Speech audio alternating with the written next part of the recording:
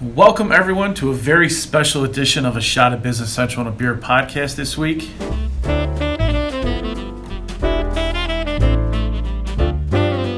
I'm Michael Introvertolo of Solution Systems, and we are a Gold Microsoft ERP Cloud Data Analytics and ISV partner.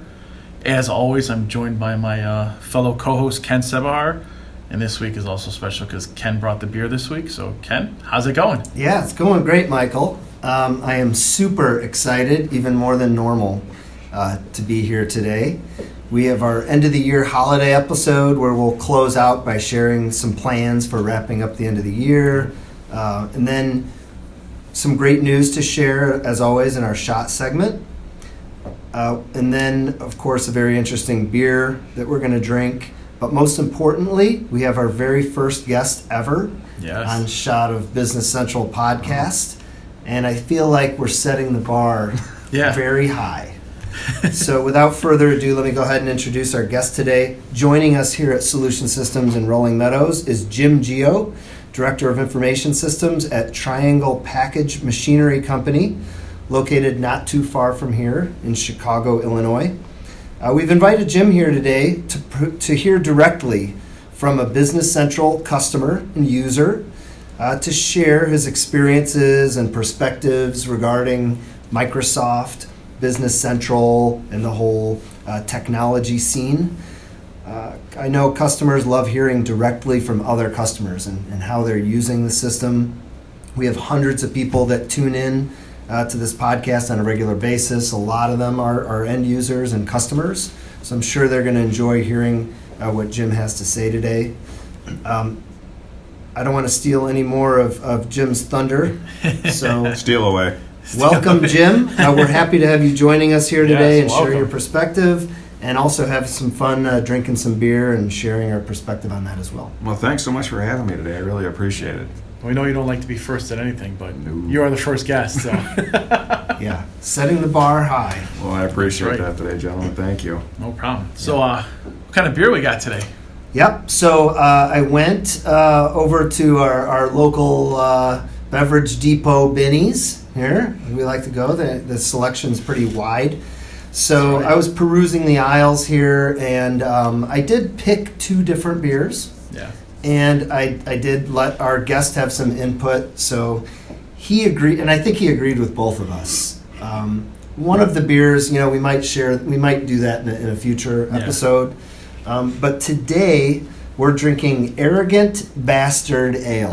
Oh, man. From I believe what is it? The Arrogant Consortia Brewing Company. So, I think what I wanted to do is just read off. We'll start it off. Well, first, let's start off. I'm thirsty. All right. So let's crack these suckers open. I want to know why Jim picked this beer over the other one. Because I really think it resembled, my personality more than anything else. And I was a little nervous about it, right? I'm like, we have Jim coming on the show. Yeah. Do I get a beer called Arrogant Bastard? Yeah, Nobody might like it or anything. I don't want him to insinuate anything here. Insinuate away. I think it's a perfect fit. So, so I'm pouring this in here, and definitely, I love the smell. While we're smelling and sniffing here, I'll just read the top part off the can here. All right. It says, "This is an aggressive beer. You probably won't like it. It is quite doubtful that you have the taste or sophistication to be able to appreciate an ale of this quality and depth. We would suggest that you stick to a safer, more familiar territory, maybe something with a multi-million-dollar ad campaign aimed at convincing you it's made in a little brewery, or one that implies that their tasteless, fizzy yellow beer will give you more sex appeal. Perhaps you think multi-million-dollar ad campaigns make a beer taste better. Perhaps you're mouthing your words as you read this." So somebody clearly worked at a big brewing company beforehand. Little and axe decided, to grind, little chip on their shoulder. Yeah, detecting a little touch of that, right? So a lot of people describe this as having a pine needle type of a smell. I guess I don't get that though, but earthy. Yeah, earthy. Yeah. I'm terrible description or whatnot for it. So it's definitely like a brown ale. You can taste that, like toasty, like a toastiness to it. I have a couple funny. Michael loves the the great reviews that people make, and the descriptive terms that they use. I have no idea where they come up with these things. So I've got a couple fun ones here. One that caught my eye is a bold blast of hop bitterness opens up to grapefruit rind, pine needles, caramel sweetness, and a hint of char.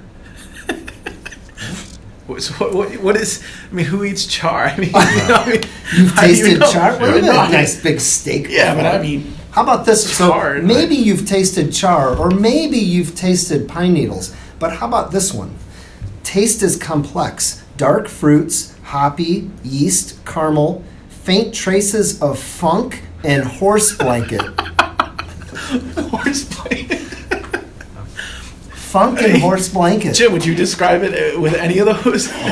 Honestly, no. Horse blanket. I'm not even sure why you taste a horse blanket. But Right, yeah, exactly. What does funk But- taste like? But the best part of that is that overall, it says at the very end, this one's a winner. This one's a winner. All right, somebody's definitely a cattle rancher. So I guess, and it says so we had this a couple episodes ago, Michael. As the beer warms, the flavors intensify. Yeah. So these aren't. This is not super cold right now. No. Right. Right, So, no, not at all. Yeah, that seems to be more common with darker beers for some reason. As it warms, the taste intensifies. I would changes actually. I would agree that it is strong, and it is like it's got a ton of flavor in it. It's got a pretty strong aftertaste too. Yeah, but You it's know what not. I mean? It's not bitter on the after. No. It's like toasted. Yeah. It's It's not as toasted scary as malt. they make it out to seem either. You know, Well, I they're thought coming for off sure. arrogant. Yeah, exactly. Yeah, That's I thought I was gonna take a marketing. taste and be like, oh my god, I don't want to drink any of It's this. the marketing, right? That's the genius. 7.2%. So we got it's a 6-pack of 16-ounce cans. I think it was kind of reasonably priced. I don't remember off the top of my head, but maybe it was like $10 or $12. Yeah, it's So not bad. for a 6-pack of 16 ounces, 7.2%. Were you able to Pretty good see deal. any of their other beers? I only saw one other beer. It was called End Night, and it was inspired by Metallica. Which I guess kind of get it. Could kind of see that. Yeah. The website, the website I thought was Just interesting. lost credibility now. It lost credibility. The website I thought was interesting because it has a take on the Eye of Providence that's found on the back of the dollar bill. You know, the pyramid Yeah. with the eye. Yeah. They have a pyramid with, I don't know if it's a pyramid. They have a triangle with an eye on their website, which was kind of gave me a sort of like an Illuminati I was gonna say. secret underground type of thing. Yes. You know, so maybe that's what they're going for, but it's definitely interesting. So pretty good. Do we want to give a rating, or do you want to wait until the wrap up, and we'll do our rating at the wrap up? I can give a rating, but I mean we can let it wait if it's going to change in flavor. Let's Yeah, let it so simmer. roll We'll a come little back bit. and do a little cliffhanger, a little tease. Come back at the end for the ratings. So We're gonna have to break out the backup beer. well, we'll see. We have soda, water here, but yeah, we do have backup beer. That's a good point. So let's wrap up this segment. Yeah. here. Next we'll talk about we'll dive into the shot of Business Central, which is a little bit of news. There's not too much, but we're gonna bring you with what we got. So stay tuned. All right, back for segment 2, which is the shot of Business Central. We're going to be talking about a little bit of news for Business Central. There's not too much this week. First thing that I noticed was that the cumulative update 13 for Microsoft Dynamics 365 Business Central on premises was released in November. You might want to talk to your partner about getting the roll-up update. They'll know better and whatnot if you need it or whatnot. Other than that, Ken's going to talk a little bit about the learning resources from Microsoft. Yeah. So there's a new site out there that Microsoft has been developing, and it's called Microsoft Learn. And they're developing this site not just for Business Central, but it's for other products as well. So Azure, other Dynamics products that are out there. But definitely Business Central is one of the products that they're doing this for. And so what's cool about it is it's free to use. Anyone can go to Microsoft Learn, and you actually can use it without even creating an account. Oh, So you can access, it's a public available site, all of the resources, videos, training exercises, and everything are completely available to anyone. that's great. Now, if you create a Microsoft account, you then can actually track your own learning plan. So, and what that means is you can go in and you can select like a specific area, like a role. Like, so for example, one role is a business user for Business Central. And when you select that role, you select the product, you select your role, it shows you what's available. So right now there are over 100 videos or topics Nice. available just for Business Central. So you're getting targeted videos based on your role or your selection, then is what you're saying? Correct. Beautiful. From our perspective as a partner, there are also roles available. There is a functional consultant role. So, people here So we can even at Solution learn. Systems, for example, can go there, use these videos to learn new features as they're released. Microsoft is obviously continuing to invest in this and develop in there. And I went in and I went in and checked it out. It's maybe a couple examples would be like using multiple currencies in Business Central, posting sales and purchase invoices in Business Central, processing customer and vendor payments, right? So, but there are also basic ones such as like searching, navigating, finding entries. For And the they're brand user. they're short little videos that are grouped together into segments. So what happens is if you log in, you log in as using any Microsoft account. You then finish a topic and you earn a badge. Nice. So now that badge, and you have a profile, and it says, oh, you've earned this badge. And then once you cover an entire learning plan, I believe you get a trophy. So it's good incentive. I can also see it being good for organizations, for their employees, to keep tabs, not tabs, but to keep track of Yeah, exactly. what's going on. So I actually did not know about it until we walked into the room here, and I'm actually looking at it right now. It's very easy to navigate and find your way through this. It's very intuitive how they set it up, so that's definitely a plus in their category. So Something thanks you for might letting me use? know. Oh, definitely. Yeah. Yep. Definitely. Especially if someone new walk in the door, right? They've never used anything before. Yeah. At least you could develop a learning plan, point them in the right direction. Hey, go watch these topics. Mhm. And this will give you a good, maybe it's an hour or 2 hours of videos that gives them that good, lay of the land, so to speak. Right. It's good too because Business Central, it's only been around for, let's say, a year, where NAV was around for years and years and years, and they've accumulated so much video on NAV that you can find it in YouTube and whatnot. You can find some stuff on YouTube for Business Central, but not really featured for role or whatever it is you're trying to learn Right. for. Yeah. So, Yeah, and there's different elements of it. So like within each kind of module, if you will, there's like an introduction video, maybe a couple additional videos, then there might be an exercise that you can do. So if you have a Business Central environment, you can go in and attempt to do Oh. these things. Then there's check your knowledge. like a little- quiz or little whatever. quiz, Oh, yeah. nice. And then kind of a wrap up or summary. And I did want to make sure I point out you don't get an actual real trophy delivered to your house. Oh, so you're getting like a digital certificate it's or just something? a little icon that you Oh, get okay. on your profile. I don't want people to be getting excited because everyone loves getting trophies. Right, So yeah. I don't want people to think that. Just go in and click through, don't even watch the video. Yeah. See, here's the thing, though. Is like for me, like I always watch the videos with Johannes, like Gun, whatever his name is, with the Right, giant right, beard. yes. So now I'm not gonna have to watch him anymore. I mean, this really, Right, yeah, you guys developed a relationship. I know I'm exactly telling who you. you're talking about. Yeah. I think everybody that ever searches YouTube for NAV or Business Central videos finds He's this on guy. there. Yeah, with the He's accent and from, everything, yeah. Yeah. Yeah, he's got to be from Does a few, Norway or few, Netherlands or something, yeah. Yep. Looks like you ought to be DJing more than working on NAV. But hey, maybe he does a couple videos here. You never know. You never know. Right. He might be the guy. There's definitely, and I watched a few of the videos. There's definitely some different accents in there, so you never know. New relationships. There we go. Might be the same guy, maybe, or gal, just doing different accents to make it seem like they have a huge group of people there making the videos. Like with Robin today's computer Williams, technology, yeah. why not, right?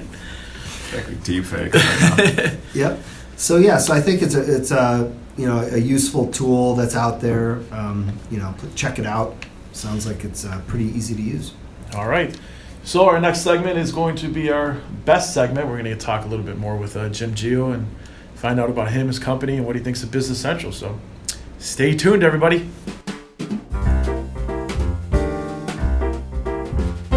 Back for segment 3 with our special guest, Jim Gio from Triangle Package Machinery Company. Very excited for you to be here. Oh, I'm excited to be here. Thank you so much. Great. So we just want to talk a little bit about NAV and Business Central and about yourself and what you do and what your background is and stuff like that. So tell us a little bit about yourself, Jim.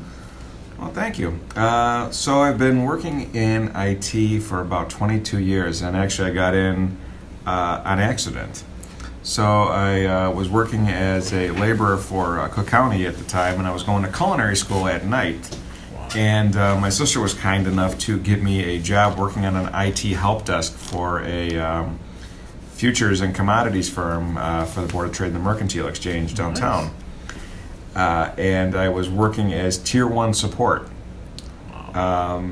I didn't at the time. I didn't even realize you could hook 2 computers together, much less all the things that are come out now. So really, I was helping end users get connected, and thankfully I had a really good boss at the time who was teaching me about networking and just going into more about like what computers can do beyond just the simple things of data entry and whatnot. Yeah. Exactly. So it was really nice. So I finished culinary school, and I had a choice at the end of it, and I said, you know what? Water's going to boil at the same temperature, to the end of time. Right. But right. When I got in, and it was 97. I mean, everything was starting to pop. I mean, yes. It was just such a great time. So I'm like, you know what? Let's stick with the computers. And I decided, I'm going to stick with working in IT, and I'm going to keep working on it. But what I tried to do was apply that hospitality approach to what I was doing.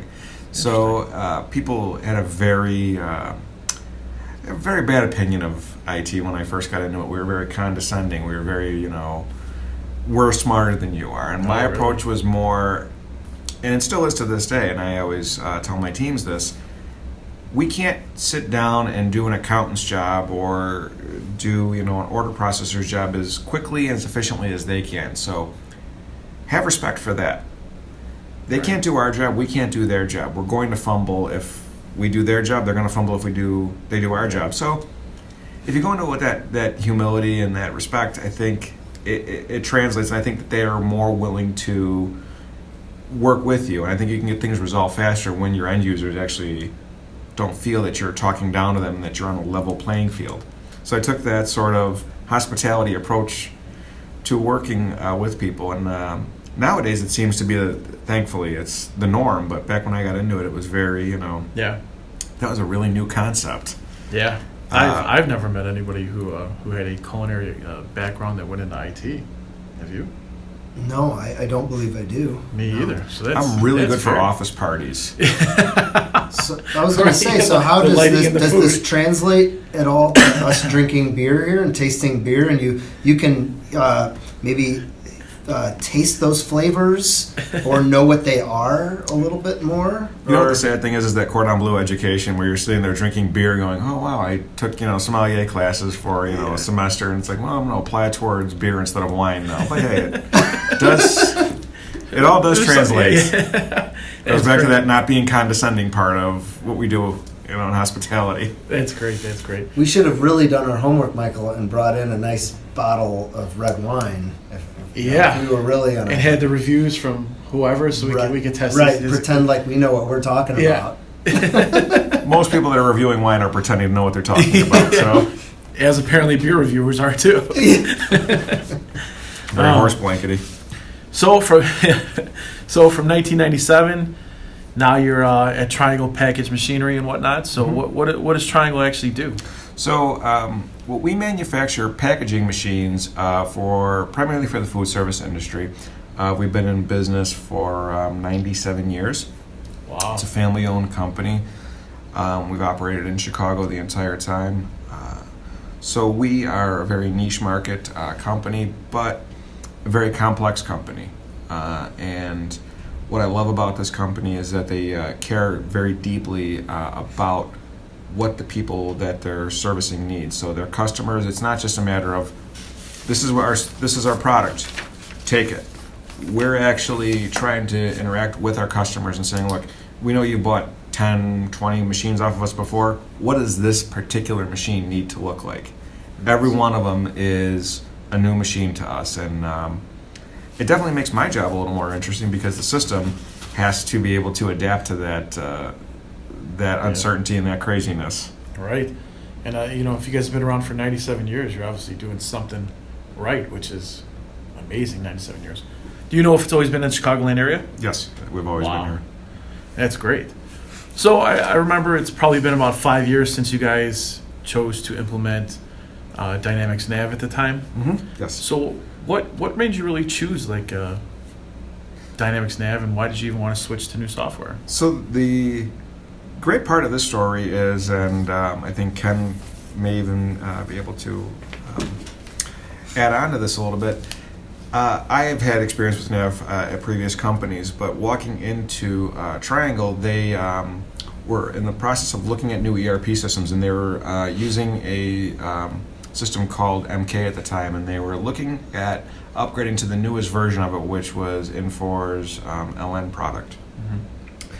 And when I was interviewing with them, they had explained that someone had told them that it was either going to be LN or Microsoft's AX. And during the interview process, I even had said, you know what, you guys don't have to hire me, but I just have to tell you this. From what I've seen on the website, you're not an AX customer, you're a NAV customer, maybe even GP. I said, but go look at NAV. I go, I don't want to see anybody get robbed.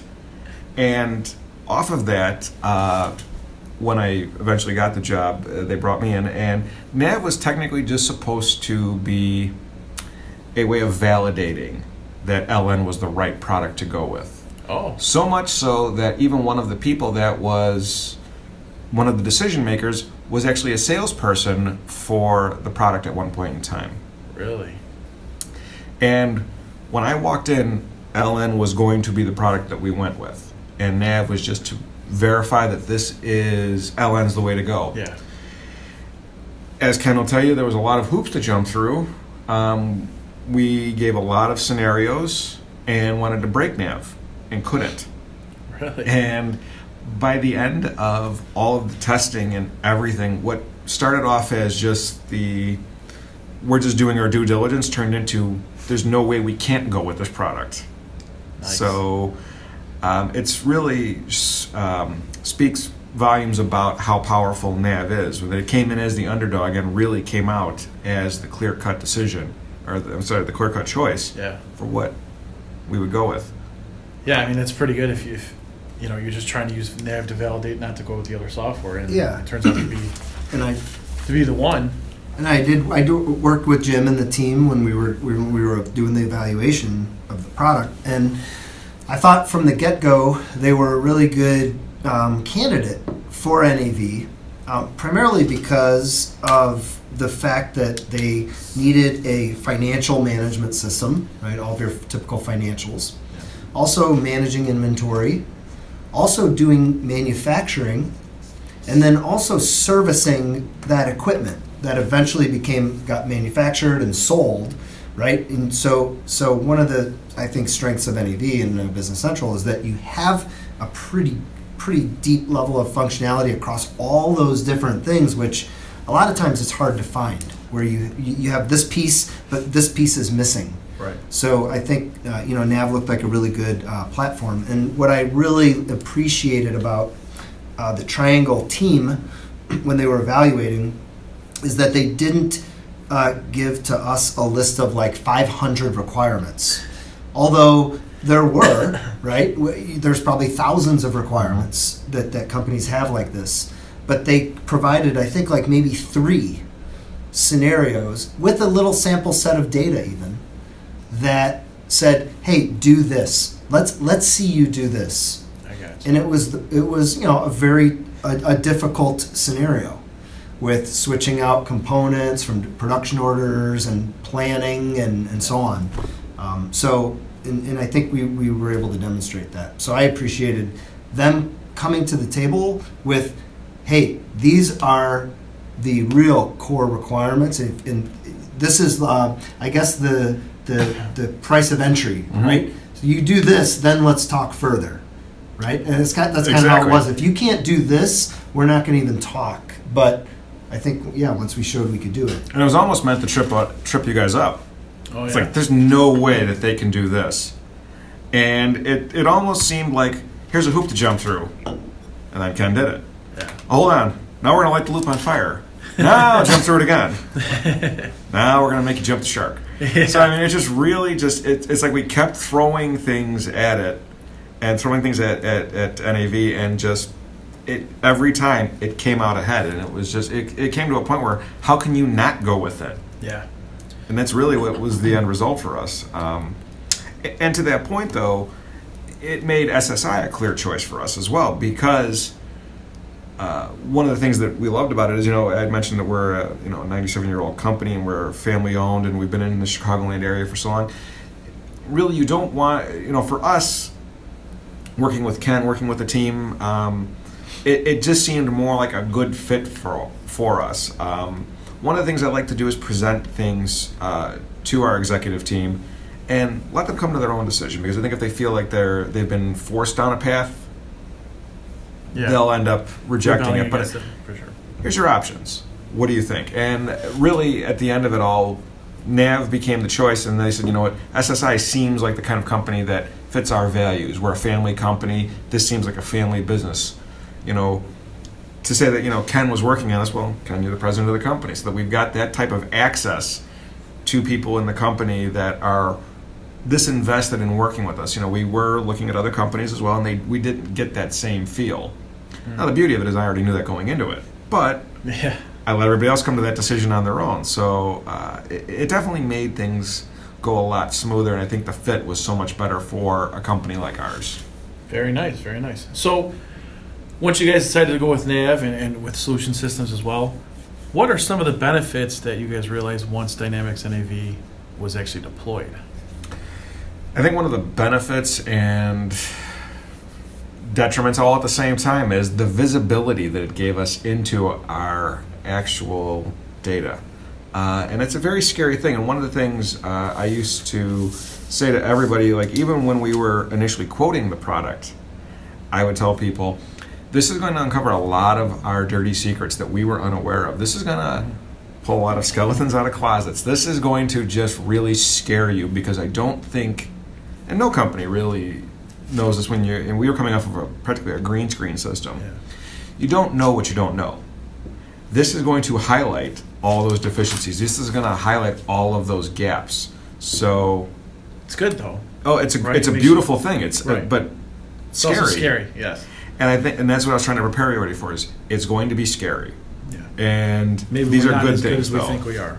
Oh, definitely. And one of the big things I wanted to make sure that everybody understood going into this is know that, and let's respond to it, and let's use NAV appropriately, and let's use SSI appropriately to address those types of issues and those deficiencies that we're finding in our processes and in how our data is being transmitted.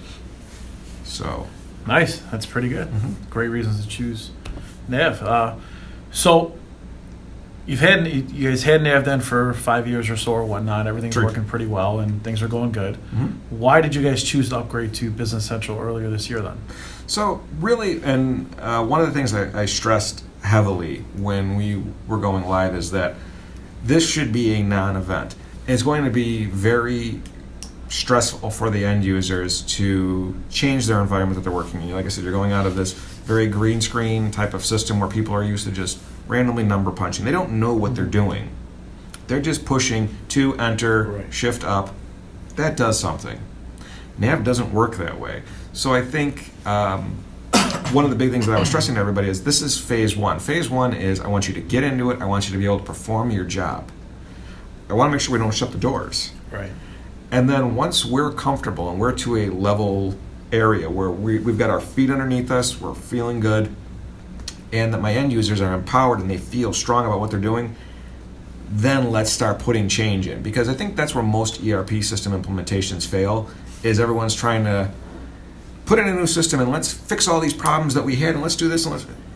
Yeah, that's going to inevitably bomb because you're doing too much change at once. Yeah. So really I wanted to get everybody to a nice level spot, everyone's stable, now let's bring in the upgrade and let's start changing things. So after 3 years, I think we were really at a point where we were like, you know what?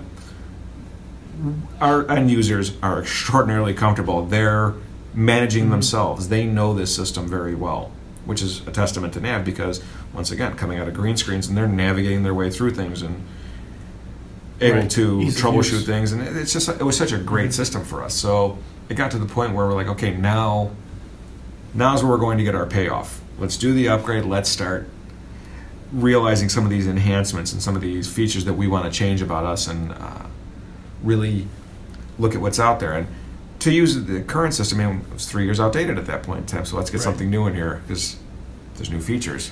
Excuse me. So you go in from like green screens. I'm guessing that version was there for a long time, Over 20 years. Wow. 20 years, right? Yeah.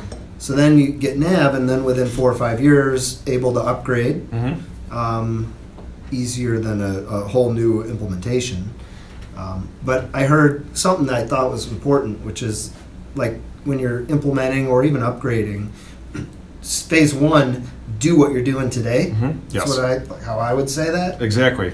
And then get comfortable, get settled down. Now take on don't overbuild up front. Mm-hmm. Yeah.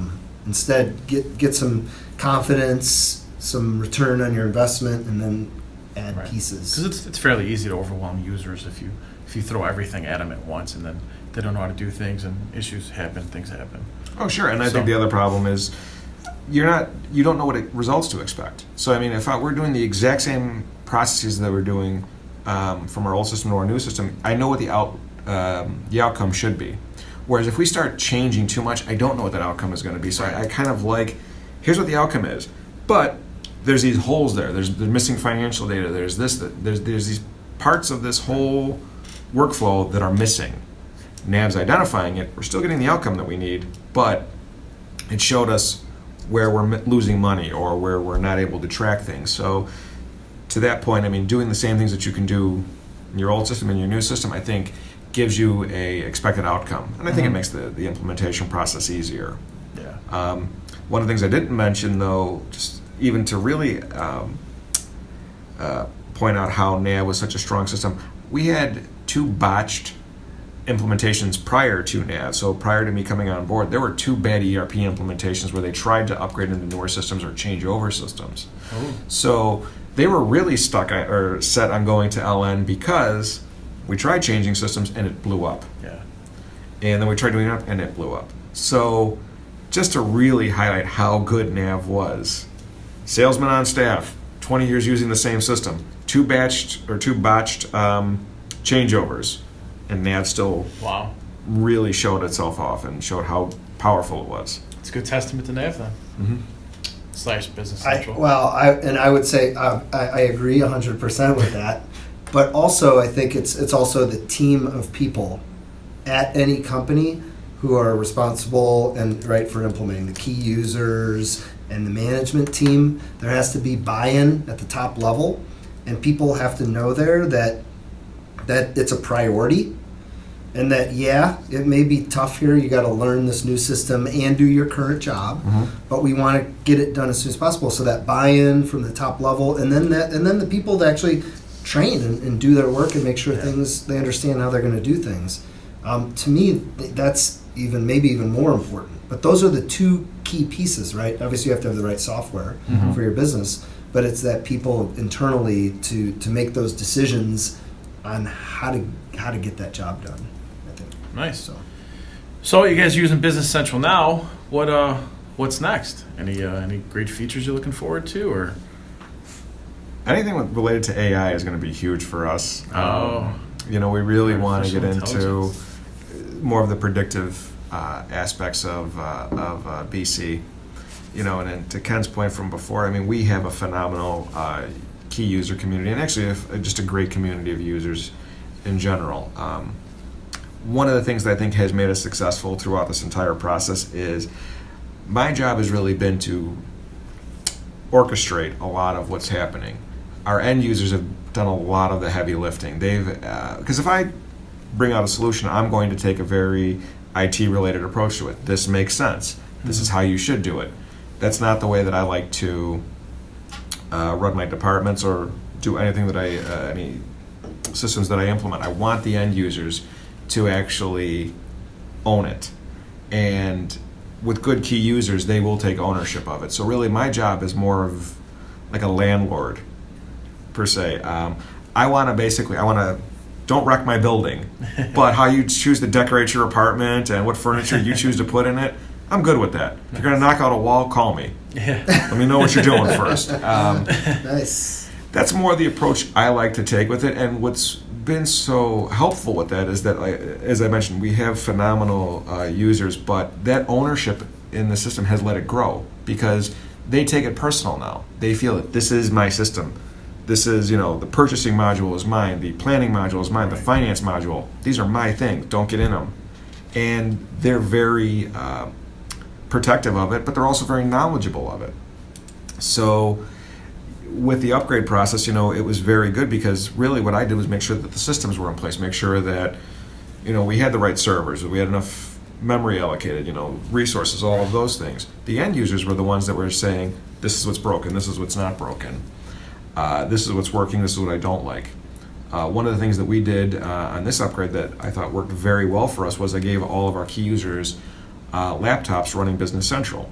So what they were able to do is, because really when you do the pilot tests or all of your other scenarios, you're going to make a list of like 5 or 6 items because, okay, these are the things we do every day. And they're going to test them and it's going to work. Here's a laptop. Put it next to your desk. Run a process.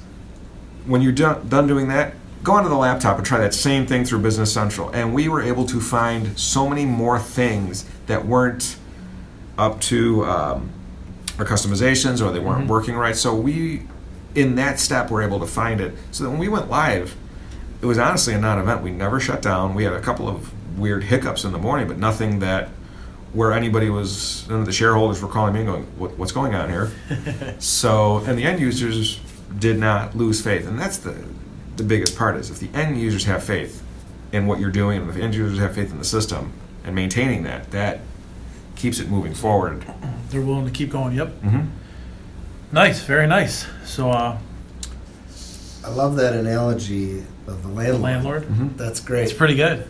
That's very good. You could probably create a whole, you could write a little short story or book Yeah. about that, expanding on that whole concept. Well, that's Totally. really, and it goes back to that respect for the user. I can't tell somebody in purchasing or in planning how to do their job very well. So you know what? Make it yours. And I think that ownership gives people that pride in what they're doing and that pride in the system. And it at the end of the day, it grows the system. So it makes NAV or BC more valuable to the company because it's doing more than our old system could have ever done. And really, like I said, all I want to do is make sure that you're not breaking anything. You're not doing anything that's, tearing the system down or doing things that it shouldn't be doing. So it's been very helpful, and I think treating it like you said, like an apartment. Just don't knock down any walls. And then I'm fine with it. Oh, that's great. That's great. So that's all the questions I've got for Jim. What about you, Ken? Anything? Good? Yeah, I think I'm good. The only other kind of question that I had was, if you look in terms of, we talked about how, we as a Microsoft partner are your primary contact point. Do you have any impressions or thoughts just on Microsoft in general and the approach they've taken and what they're up to? Thoughts on that? I really like how Microsoft is, to me, focusing more attention on BC. I always felt like it was kind of like, it's a great product, and it just sort of it was a consistent product, and we don't really need to focus a lot of attention on it.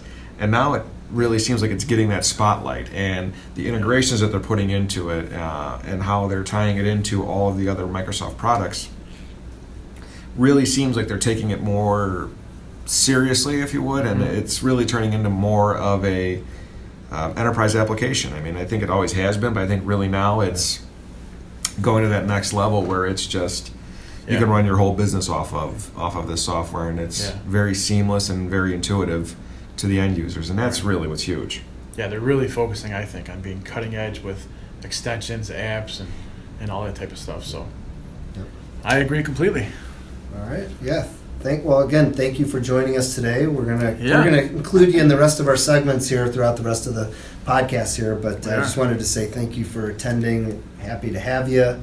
Yeah. And thanks for all the input. We truly appreciate it. No, and I appreciate it too. Thanks so much for having me here. I love this opportunity, and I really, for people that are looking at NAV or using NAV, I mean, I love the opportunity to be able to express my pleasure with it, just because it's nice for other professionals in the industry to share their experiences and things that help them get through certain things like upgrades and expectations and change management. So those little tidbits, I think, can always be helpful. Definitely, 100%. All right. All right, everybody. Thanks. Next, we're going to talk about the featured app, which is a document customizer. So, All right. we'll be back.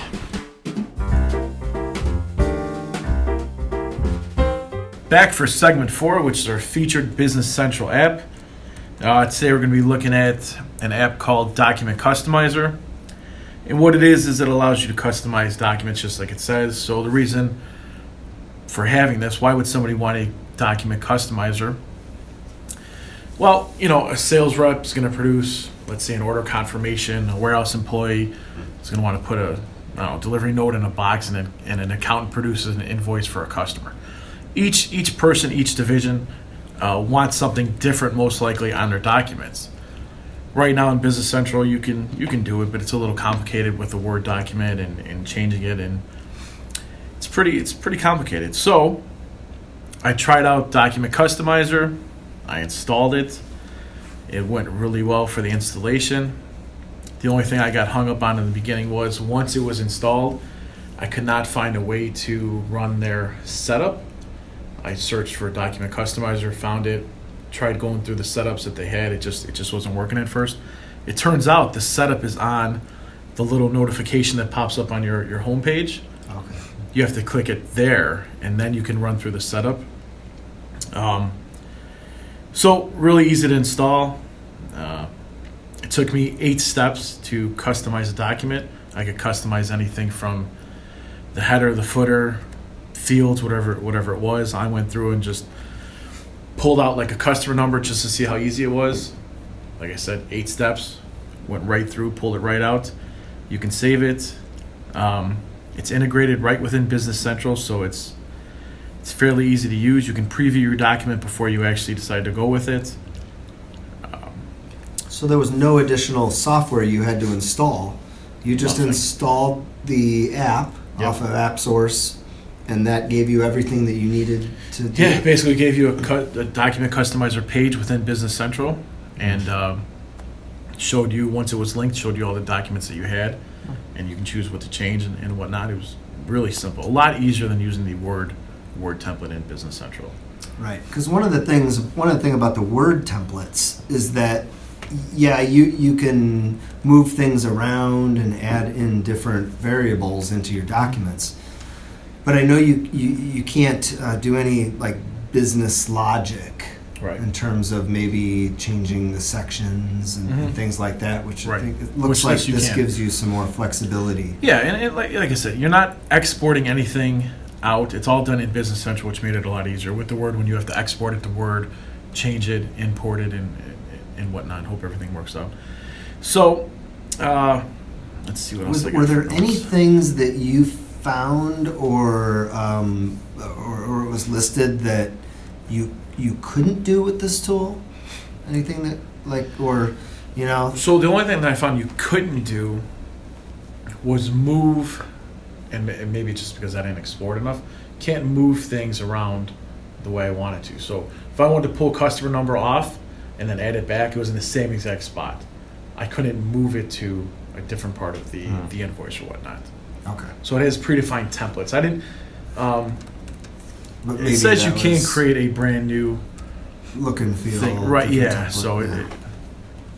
it might be possible, but pricing wise, it's probably one of the less expensive apps that I've seen. For 1 to 2 users, it's $109 per year. For 3 to 4 users, $697 per year. Which, I don't know, does that sound reasonable to you, Jim? It actually does sound pretty reasonable. So these are not users of the document customizer. These are based on your total number of Business Central users, right? So if you have 9, for example, 5 to 9 total Business Central users, then you're paying $1,400 or so US dollars per month. Well, now we're changing the story a bit. Right. Now you're changing a little bit? It's not just the report designers themselves. It's based on your total number of users and a price scale that caps at 50 or more users is capped at approximately $3,500 per year. Is that right? Or Yeah, 3,400. Yeah. yeah. Which makes me wonder though, if you told them you only had 2 users. Well, and Who you bought had- NAV or BC with 2 users? Well, there's people out there. Wow. Yeah, definitely. There's a lot of people out there actually. Yeah. and there are people out there, and there are people who start with that. Ah, I see. Yeah. Right? Scale up as So you go. they're evaluating the software. They want to purchase it or get a subscription for it, I should say. I see. Yeah. And they're paying $70 or $100 for 2 users. But then they want to add something like this in and start their implementation, if you will, before they start ramping up all their users, because they don't. Why pay per month for all of them? So I just wonder what happens if you had 20 users and you said you only got 4. I wonder. how that works, how they how does it work? validate. Yeah, how do they validate it? They may What? validate the license against the enabled number of enabled users in the user table, Okay. right? Because there are named users Right. now, so it does So it use might. reference the users Yeah. table. But all in all, very simple to use. I liked it. It's probably one of the easier apps that I've used since we've been doing this. So it's definitely something customers should take a look at if they do a lot of document customizing or whatnot and need it. That's great. So you have had some exposure here at Solution Systems to some of our end users. Would you say that a typical end user should be able to learn how this works and go about modifying their documents, or maybe one person at the company, like an IT person, Well- would use this tool? Great question. I think anybody can actually use it and modify documents on a basic level, right? Like I said, removing a customer number or whatever you want to do, something basic. Yeah. As it gets more advanced, I would definitely have just one person dedicated to using it. Right. Because, I mean, it seems like it can get pretty advanced with what you need. So, Yeah. And I didn't install it and look at it, but I did look at some of the online videos, and they do have a huge library I think of over 100 videos or something. online like that. Yeah. videos. A lot of them are short little videos, 30 seconds to Yeah. 2 minutes maybe, where they demonstrate how do you Customize add the a header field, or whatever. Yeah, how do exactly, you yeah. hide a caption, how do you move a field or whatever it is. Right. There's a ton of helpful videos out there, Yeah. is what I saw. Yeah, I think anybody, if they want to spend the time on it, can actually learn how to use it really well. Like I said, that being said, though, if you don't want to spend the time learning it, you can do basic stuff. I wouldn't get too much into it if you don't want to spend the time learning it, though. Yep. So a good price point, and they do offer a free trial, so it is possible Check to out the just free trial, yeah. install it, check it out for yourself, and make a decision. And maybe we'll have Check it Jim out. try it out and report back. There you go. I'm looking it up right now, so. Nice. All right, thanks everybody. Stay tuned for our next segment.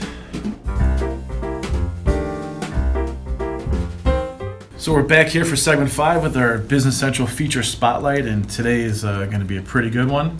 Ken's going to be talking about the a Yodlee, I guess, bank feed service or integration, whatever you want to call it. Yeah. And it's very good actually. Yeah, quick and easy to use. So one of the things that we've seen is a lot of new customers who are, now running Business Central who came from QuickBooks. Yeah. And one of the things that QuickBooks has is a direct integration with banks. So, as an example, if you were to, for example, transfer money into your bank, right, or make a deposit, like at the bank, then you could just import those transactions into QuickBooks. And so there is now a standard feature in Business Central called Envestnet Yodlee Bank Feeds service, which you can configure and set up inside of Business Central. Now, this is available currently only for Business Central Cloud customers. It's offered as a service that's included with the cloud version. But what it basically does is it replicates that same functionality that you might see in QuickBooks. So within Business Central, you go into your bank account, and on your bank account page, up on the ribbon, there's an option called Bank Statement Service. And then there's a button under there called Link to Online Bank Account. So what you do is you just click on Link to Online Bank Account, and it pops open a little window where you enter in the name of your bank. Okay. So for example, Chase. So you start typing Chase, and as I type in CHA, for example, I see Chartway, Charles Schwab, Chase. Okay. Right, so there are a pretty large number of banks. And Is there anything there if your bank is not listed? Or does it have to be listed? I believe it has to be. Okay. It has to be one of the banks that's on there. So now in terms of those banks, so for example, just to kind of give you an idea, this is not all of the banks, but this is just kind of a quick list I put together. You have Chase, Wells Fargo, NC, US Bank, Bank of America, KeyBank, BMO Harris, CIBC, Huntington, Northern Trust, Fifth Third, SunTrust, BB&T, Capital One, HSBC, JP Morgan, PayPal, Schwab, TD Ameritrade, and others. So pretty much every major Everybody. bank you can think of. Yeah. Most Yeah. most large banks, yes, are included, and so Yodlee provides this service, this banking integration service, and Microsoft works with them to incorporate this. So you find your bank, and then you enter your online banking right in their user ID and password, and it then hooks up your Business Central bank account with your online bank. Really? Right. Well, very easy. Yeah. So now you get it all set up, and then there is a new page in Business Central. It's called Payment Reconciliation Journal. So you open up the Payment Reconciliation Journal, and under the Process button, there's an option called Import Bank Transactions. So what you do is you import the bank transactions into this window, and then you have two options. You can either post payments only, so you're basically posting these transactions that have hit your bank Wow. that have not hit Business Central, Wow. or you can actually do a two-step process in one step. You can post the payments and reconcile your bank account. Wow. So it Very will nice. actually match up transactions against entries that you may have hit, like your checks. Yeah. You cut your AP checks; they're already in Business Central, and it will reconcile those at the same time. And to be clear then, this is not a feature that was even available in NAV, right? Correct. This is just purely Business Central Cloud. That's right. Very nice. Yeah. So I think this is a huge improvement. It eliminates duplicate entry. If someone's doing banking Right. in their online banking site, you then can feed these in. And there's actually a setup where you can have it on a regular basis. You can set up a schedule to have the system automatically import those entries into the Payment Reconciliation Journal. Wow. So even some more So automation then you to it. just Very go nice. in Yeah. and check them out, And it's then all you- right there. That's and pretty then good. you do have to hit post before they actually become officially effective in your financials. That's great. That's So- phenomenal. Yep. So So that, sorry, go ahead. just wanted to share that great new feature that's out there. Again, it is for Business Central Cloud customers only. Do you think everybody in the cloud should be using it? You know what? I don't know, because that's a great question. I've talked to a few people. We have multiple customers that are using it currently. But I've talked to some other people that said that they thought that would end up being more confusing. Really? Right. And I think that's just people. Maybe it's people who have been for years managing these separately, knowing what's in the system, what's in the online bank, doing a journal entry to get that, that online banking entry posted, and then separately doing a reconciliation. Mm-hmm. So I think I could see that perspective where it's kind of fear of the unknown. You're kind of blending these processes together now, there is a possibility, where it might not match you up. could end up with some confusion there. Yeah. But I think it absolutely is. It's great to have it available. Yeah. It's something that a lot of people just flat out expect to be there on a regular basis. Especially coming from QuickBooks, right? That's right. So, so wanted to share that, and we'll put a link and some documentation up on the podcast site. Awesome, great. This. Yes, we will. So, all right, our next segment, we're going to do a little holiday wrap up and see what everybody's plans are and whatnot. So, stay tuned. All right, being the time of the year that it is, December, I'd like to first start out by wishing everybody a happy holidays, and then maybe talk about a little bit what we do for the holidays, traditions, and whatnot. Ken, you do anything special for the holidays, or have any traditions you follow? Well, we have what I would call, semi-biannual holiday traditions. Okay. So about every other year, all of my in-laws live in the Raleigh, North Carolina area. Mm-hmm. So pretty much every other year, it seems, we go down there. Oh, and enjoy visiting with all of our family down there. This year, we'll be here. So probably taking a few days off, right, between Christmas and New Year's. Nice. So I'll take some days off there. And otherwise, in terms of like traditions, I kind of have two traditions. One is a college football bowl pool that I participate in. So college football bowl games start around there. So I like to watch a lot of college football at the end of the year. And also, we'll take the kids. I have two teenagers now. We'll take them down into Chicago. We'll do a dinner and a show, or a show and a dinner, depending on what day it is, matinee or whatever. So we always enjoy that. So is your family coming in then from North Carolina? Or No. Is it just, okay. So no, we'll would just go out there every other year. We'll miss them. Yeah, maybe next summer we'll go there to North Carolina. But so this year we're apart from that side of the family. Nice. So. How about yourself, Jim? Well, this is actually the kickoff of all of the nights that I'm not home with my family. So, for the most part, one of my favorite holiday traditions, I have two of them, actually three. One of them is I get together with all my friends from childhood. We all get together, go to dinner every year. And it's just such a great tradition because, we're all in our 40s now, and it's just nice to see the guys that all grew up together. We can get together and still hang out, and everyone's in different walks of life. Everything, every different type of job. But it's still like you just saw each other yesterday. Oh, exactly. Right? Mark of good friends. And it's so funny because everyone's on equal playing field. Yeah. And that's the greatest part of it. On top of that, my daughter has her birthday on the 23rd, the poor doll. Oh. So I try to always Who is responsible for that? Oh, good Lord. That's a good question. But, I try to always do that, but very similar to yourself, take her downtown, take the whole family downtown, I should say.